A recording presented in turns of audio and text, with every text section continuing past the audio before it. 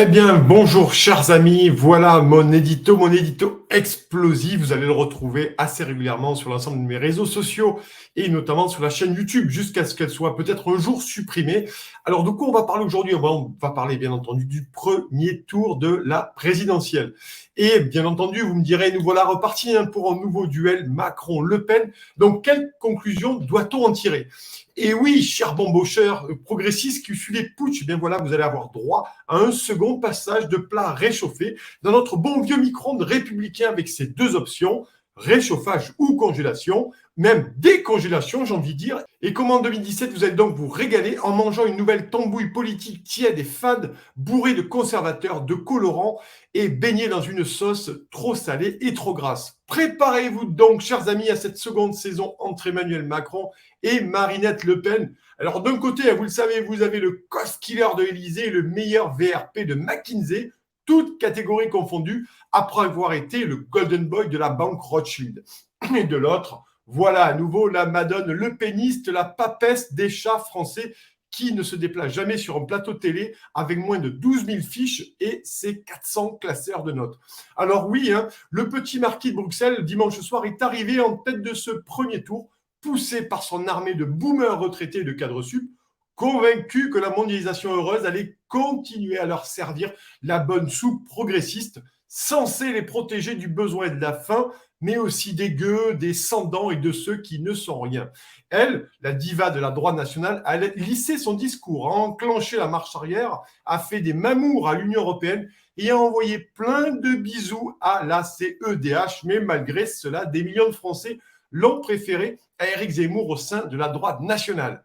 Voilà le tableau de ce second tour et franchement, entre nous, ça fait pas rêver. Donc, on va parler maintenant, bien entendu, des LR, des Républicains, de Valoche, Pécresse, pour qui le résultat est sans appel. Donc, on va se poser la question maintenant, chers amis, de savoir si c'est la fin de la droite dite républicaine.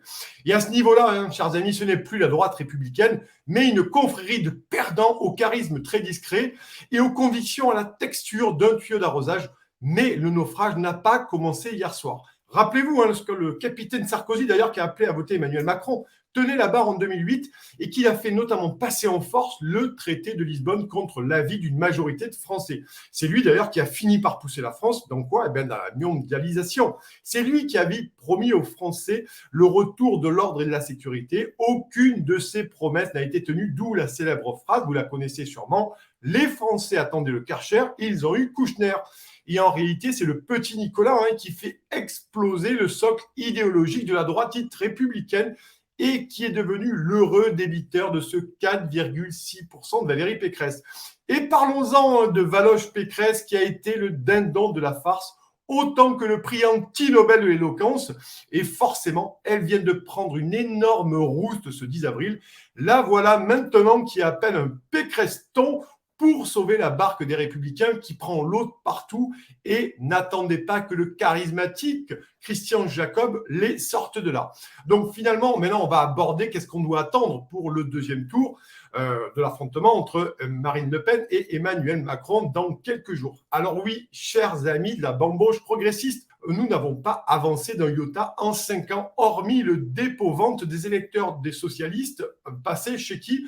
Chez Jean-Luc Mélenchon. Et si Marinette ne bachote pas un peu ses fiches d'ici 10 jours, elle risque de passer et de repasser même devant la boîte à gifles macroniste qui, lui, de son côté, aura déjà fait démarrer la machine à désosser ce qu'il reste de la France.